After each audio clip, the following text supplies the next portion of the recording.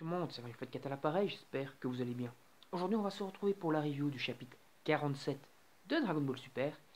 Et donc, il faut savoir que c'est donc un chapitre que j'ai quand même pas mal apprécié, mais il y a quand même quelques trucs que je trouve un peu incohérents dans le chapitre. Bon, pour en développer au niveau du chapitre, Moro a enfin passé la vitesse supérieure, entre guillemets, et a chopé 6 Dragon Ball sur 7. Il n'en manque plus qu'une, donc pour pouvoir réaliser son vœu, qui est donc en gros de récupérer sa puissance d'antan, et donc de devenir encore plus puissant de ce qu'il est à l'heure actuelle, même si en absorbant de l'énergie, il récupère déjà sa jeunesse, donc dans un certain sens, il deviendra encore plus puissant et pourra rester jeune éternellement, dans un certain sens, sans devoir voler de l'énergie. Donc de ce fait, l'énergie en fait qu'il avait obtenue après avoir absorbé toute l'énergie de Goku et Vegeta qu'il avait fait rajeunir, il pourra l'avoir en permanence, ce qui le rendra overcheaté et du coup un adversaire quand même très difficile à vaincre. Très difficile, peut-être pas forcément, parce que justement une des parties incohérentes de ce chapitre, c'est que Goku et Vegeta avaient galéré comme des malades contre Moro, même si au final c'est parce que Moro avait absorbé leur énergie, mais ici, Moro va combattre par exemple Meru et donc la brigade intergalactique, la police intergalactique, mais surtout ce qui est donc assez étrange, c'est que Meru il arrive quand même à pas mal faire le taf, à esquiver des attaques de Moro et surtout à le piéger dans une espèce de filet, d'une espèce de substance étrange.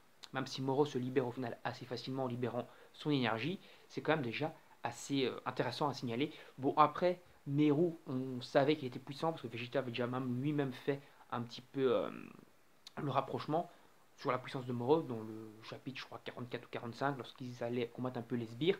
Il avait un peu laissé Meru faire son travail tout seul pour voir comment à quel niveau il était. Et il avait remarqué qu'il était puissant et qu'il cachait son énergie. Donc c'est pas forcément incohérent, mais c'est quand même un peu étrange qu'un simple techno, entre guillemets, de la brigade intergalactique arrive à résister à un ennemi de 10 millions d'années qui peut te bouffer des planètes comme ça en 2 secondes. C'est-à-dire, ce mec, c'est normalement, au niveau des grades, enfin, il est beaucoup plus gradé, mais bon, au niveau des grades, c'est quelqu'un du niveau de Jaco. Et Jaco, je le vois mal résister, ne fût-ce que face à Freezer, Beerus, même Cell, époque de Dragon Ball Z, il se ferait déglinguer par Cell. Et ici, tu as un mec qui résiste à un gars niveau cosmique, au moins du niveau de Broly, voire plus. Donc c'est quand même assez incohérent à ce niveau-là. Ce que j'ai encore trouvé de plus incohérent, c'est surtout sur la fin en fait de ce chapitre. Parce que Boo va intervenir, donc voilà, le gros Boo, et il va carrément faire le taf contre Moro. Il va bien résister, même si surtout en fait sa technique de régénération qui lui donnera l'avantage. Mais c'est quand même sacrément étrange de voir que Boo arrive à résister à un mec cosmique du niveau de Moro. Je rappelle que Boo se faisait déglingué entre guillemets par un Goku Super Saiyajin 3, donc à l'époque de la saga Buu, je parle bien entendu, donc le gros Buu se faisait déglinguer par Goku Super Saiyajin 3, et ici tu vas donc nous faire croire que Buu est devenu au moins 10 fois plus puissant qu'à l'époque de la saga Buu, donc le gros Buu je parle, hein, sans s'être entraîné, parce qu'à part fait des petits combats vite fait contre Satan et compagnie, ou d'autres petits tournois comme ça, random contre des terriens, il n'a pas foutu grand chose, à part dormir, bouffer, et voilà, c'est tout. Hein. À chaque fois qu'il y avait un tournoi, il s'endormait, il ne participait pas, il s'est jamais vraiment entraîné, et donc c'est un peu incohérent de le voir qu'il est aussi puissant. Sauf s'ils ont réussi, parce que j'ai pas trop compris ça dans le chapitre, parce que je l'ai pas malheureusement pas pu le lire en français. J'ai pas trop compris en fait pourquoi euh, il serait devenu plus puissant.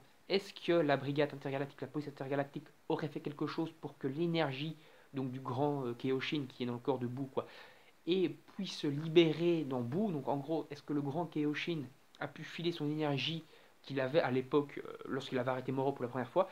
Est-ce qu'il a réussi à insuffler son énergie dans le corps de Boo? Est-ce qu'il a réussi à insuffler cette énergie dans le corps de Boo et à rendre Boo 10 fois plus puissant qu'il ne l'était de base grâce à un procédé? Pourquoi pas, mais ça me paraît quand même what the fuck. Bon, après, ça pourrait être expliqué, ça pourrait être plutôt intéressant qu'il puisse donc utiliser l'énergie et la magie du grand Kaioshin sans le sortir du corps de Boo, sans les défusionner, ce qui pourrait revenir à la conclusion donc, de la Dragon Ball Super, qui est donc le dernier tournoi là où il y a Hoop, où on voit que Boo est gros et normal. Voilà, sans devoir les diffusionner en fait. Et donc ça pourrait expliquer que Boo est devenu super puissant avec l'énergie du grand Kaioshin qui est en lui, mais sans devoir le sortir. Voilà. C'est assez étrange, mais ça pourrait expliquer ce power-up overcheaté de Boo. Après, je ne pense pas qu'il y a eu ça. Je pense que c'est simplement le Boo classique qui le combat. Et donc je trouve ça qu'il y a à nouveau une incohérence au niveau des puissances. Bon, après, le chapitre en lui-même reste toujours très badass, Moro est toujours très badass, les adversaires sont puissants, on a Vegeta qui semble s'intéresser un peu plus, se soucier un peu plus des autres, donc on commence à avoir un Vegeta de plus en plus humain, et ça je dis pourquoi pas, ça permet un peu de voir que Vegeta change, donc il a déjà pas mal changé hein, depuis le début de Dragon Ball Super, hein. Donc sa mentalité évolue, il devient un Vegeta bienveillant, qui se soucie des terriens, qui se soucie de tout le monde. Pourquoi pas, ça permet de voir l'évolution du personnage, et qui avait déjà pas mal évolué dans Dragon Ball Z, hein, avant de redevenir le Majin Vegeta qui voulait un peu récupérer son énergie et tout, il avait déjà pas mal évolué, et après lorsqu'il est redevenu normal et revenu sur Terre pour combattre Boo, il avait déjà pas mal fait un travail sur lui-même d'évolution. Travail qui avait un peu, au final, été sapé par Dragon Ball Super, parce qu'au final, Vegeta avait assumé que Goku était plus puissant que lui, qu'il n'avait plus besoin de s'entraîner, etc., que c'était Goku le meilleur. Et ici, dans Dragon Ball Super, au début, c'était complètement l'inverse. On avait nouveau un Vegeta retour à l'ancienne qui voulait nouveau être le meilleur, et on ne sait pas vraiment pourquoi, parce qu'il avait dit Goku c'est bon, t'es le meilleur, et maintenant c'est non, Goku t'es plus le meilleur, c'est moi le meilleur. Voilà, c'était un peu con. Mais ici, on commence à retourner donc vers un Vegeta bienveillant, mais qui veut quand même toujours montrer à Goku qu'il peut lui être supérieur. Et ça, c'est quand même intéressant. Ça permet de faire un travail sur sa personnalité, tout en gardant un Vegeta qui veut quand même prouver à Goku qu'il est plus fort que lui. Et ça, c'est intéressant. C'est ce que je me répète. Mais en effet, c'est une bonne évolution du personnage. Ce n'est pas un Vegeta qui va rester donc statique, bienveillant, mais ne plus rien foutre. Non, c'est un Vegeta bienveillant qui va continuer à s'entraîner. Et ça, c'est plutôt intéressant et c'est même. Je trouve que c'est mieux, quoi. Parce qu'un Vegeta qui fout plus rien, c'est pas intéressant.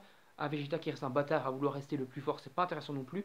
Un Vegeta qui mélange les deux personnalités, ça permet de créer vraiment un bon Vegeta, quoi. Ça permet de créer un bon Goku. Après, autre chose qui était bien dans ce chapitre, c'est qu'en fait, Goku n'est pas, n'est pas con, quoi. C'est toujours un Goku qui veut prouver. On a un peu le retour également d'un Goku retour aux sources, un Goku saga Boo ou saga Cell, c'est-à-dire c'est Goku, et lorsqu'il est confronté à une situation dangereuse, il change un peu de personnalité, il redevient un peu plus mature que ce qu'il est de base. Alors que ici, dans Dragon Ball Super, on a eu peu ça, c'est-à-dire que Goku est resté toujours gamin, même dans ses combats. Ici, on a donc deux retours aux sources, un Goku gamin en dehors des combats, qui fait des conneries, qui fait des gags, et qui est un peu concon, mais lorsqu'il y a un combat et qu'il y a du serious business, lorsque l'univers ou la planète est menacée, devient sérieux. Ça, c'est ce qu'on avait dans Dragon Ball Z, donc Boo, Cell, même Freezer, mais qu'on avait perdu dans Dragon Ball Super. On avait de retour d'un Goku 100% enfantin, même en fight, donc un peu le Goku qu'on avait eu contre Jackie Chun et tout ça, hein, c'est-à-dire comme en combat il fait le pitre. Alors que non, parce que Goku avait évolué, il était devenu plus mature au fil des âges lorsqu'il devait se battre. Et au début de Dragon Ball Super, on avait perdu tout ça. Donc Toitaro a réussi un peu à corriger un peu les erreurs qu'il a faites dans Dragon Ball Super du début, c'est-à-dire à rendre un Vegeta beaucoup plus humain, beaucoup plus mature, mais qui veut quand même prouver qu'il est le meilleur, et un Goku qui a beau être gamin en dehors des combats, commence à redevenir très mature pendant les combats. Et ça, c'est intéressant, ça permet de voir que lorsqu'il y a du serious business, on a Goku qui est sérieux. On avait eu ça dans la saga Black, même si Goku faisait encore quelques petites vannes par-ci par-là, mais ici, on semble partir vers vraiment un Goku, par exemple, Super Saiyan contre Freezer, où il n'y avait que du serious business, etc. Ça, c'est très intéressant. Donc, chapitre bien dessiné, scénario intéressant, quelques petites incohérences, comme je vous l'ai dit. N'hésitez pas à donner votre avis dans les commentaires sur ce chapitre, sur ma vidéo en règle générale, à liker et partager la vidéo sur vos réseaux sociaux, bien sûr à vous abonner et activer la petite cloche pour ne rien manquer. Salut tout le monde, à la prochaine, bye bye.